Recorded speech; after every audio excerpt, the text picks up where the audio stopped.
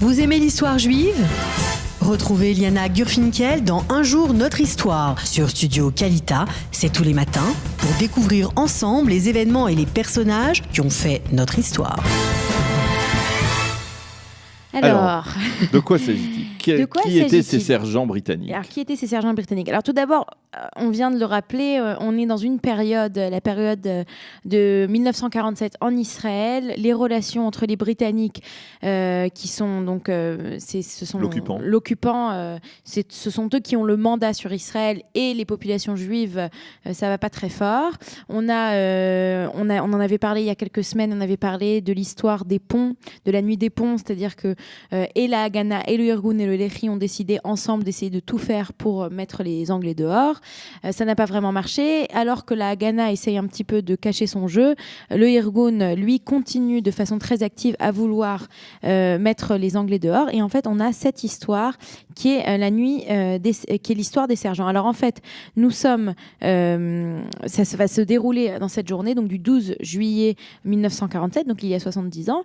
Et quelques semaines plus tôt, en mai 1947, le Irgun va organiser, ils vont en fait aller à la prison de Saint-Jean-d'Acre, la prison d'Akko, où sont incarcérés des membres de l'Irgun, et vont réussir à faire sortir, à libérer de façon à main armée. En fait, ils réussissent à faire libérer 28 prisonniers du Irgun. Maintenant, dans leur opération, il y a 5 membres du Irgun qui vont rester en captivité, et 3 d'entre eux, c'est Avshalom Chaviv, Yaakov Weiss et Meir Nakar, vont eux recevoir la peine de mort. Alors, il faut aussi expliquer quelque chose de très important, c'est que dès 1945 en Palestine britannique, nous n'avons plus de système judiciaire habituel, et on a un système judiciaire qui devient un système de tribunal militaire. Ça, c'est petit 1. Et de petit 2, il n'y a plus l'habeas corpus, c'est-à-dire cette règle qui est tellement importante dans le droit juridique britannique, qui dit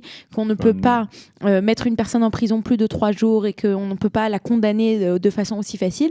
C'est annulé. Et donc, d'un seul coup, Churchill, à l'époque, qui était encore Premier ministre, dit qu'il faut s'occuper, qu'il faut d'une main de fer s'occuper de la résistance juive en Palestine.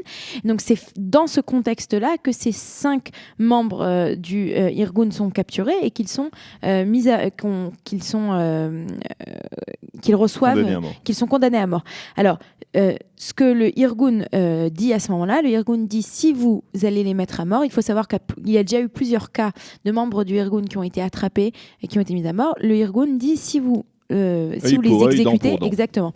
Si vous les exécutez, nous allons nous aussi exécuter des membres des officiers britanniques. Personne ne les croit vraiment, et pourtant, ce beau matin, on va dire le 13 juillet, puisque c'est le 12, donc qu'a lieu ce kidnapping. Les membres du Irgun enlèvent 2 sous-officiers du corps d'intelligence britannique, c'est le sergent Clifford Martin et le sergent Mervyn Pace. Donc, ils sont kidnappés. Pendant plusieurs jours, les Britanniques se rendent compte que oui, ces officiers ont vraiment disparu. Puis le Irgun leur fait savoir que oui, ce sont eux qui les maintiennent, qui les détiennent. Et ils leur disent, attention, si vous voulez continuer, et si vous décidez d'exécuter nos 3 membres, Chaviv, Weiss et Nakar, eh ben nous ferons la même chose. Alors, les Britanniques ne pensent pas que le Irgun va aller jusqu'au bout, et donc ils exécutent Chaviv, Weiss et Nakar le 29 juillet. Et ben, le lendemain, le Irgun va tout simplement pendre ces 2 soldats britanniques. Ils vont les pendre dans un bosquet d'eucalyptus juste à côté de Netanya, et c'est là que donc ces 2 officiers vont être retrouvés. Et en fait, cette affaire va entraîner une vague de haine, d'abord des Britanniques envers la population juive en Israël, aussi en Angleterre, en Grande-Bretagne, il va y avoir une vague de protestation. Mais ce qui est surtout important du point de vue de l'Irgun, c'est qu'après, plus jamais aucun juif, aucun membre de l'Irgun qui va être arrêté par les Britanniques ne va être pendu ou mis à mort. Alors, la dernière chose que j'aimerais dire, qui est quand même assez importante, Elie Wiesel, notre cher Elie Wiesel, son premier livre qu'il écrit dans les années 60, c'est La Nuit, c'est son témoignage d'Auschwitz. Et juste après, il va écrire un deuxième ouvrage qui est aussi extrêmement connu, qui s'appelle L'Aube. Je ne sais pas si vous l'avez lu, Daniel. Non. Et L'Aube, ce n'est plus un récit autobiographique, c'est un roman. Et dans ce roman, en fait, il écrit, en fait, il raconte l'histoire. C'est bien entendu, c'est un roman, c'est pas une histoire vraie, mais ça ressemble extrêmement à cette histoire de l'affaire des sergents, puisqu'il serait un des geôliers de ces sergents, et il passe en fait toute la nuit jusqu'à l'aube, jusqu'au matin où on va les pendre, à se poser des questions.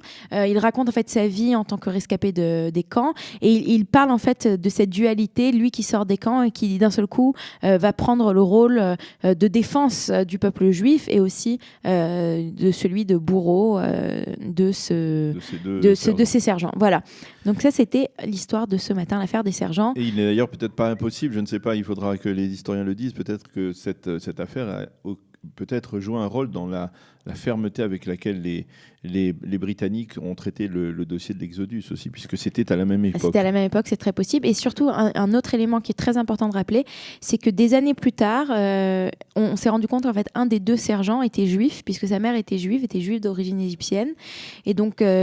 en l'occurrence, l'Irgun avait choisi, sans le savoir, 2 sergents, dont un qui était juif. Et bon, ça rajoute un petit peu à l'histoire.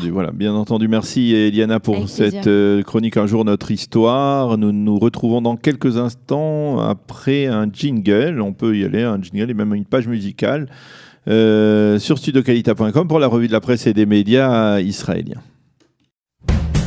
Vous aimez l'histoire juive ? Retrouvez Liana Gurfinkel dans Un jour notre histoire sur Studio Kalita, c'est tous les matins, pour découvrir ensemble les événements et les personnages qui ont fait notre histoire.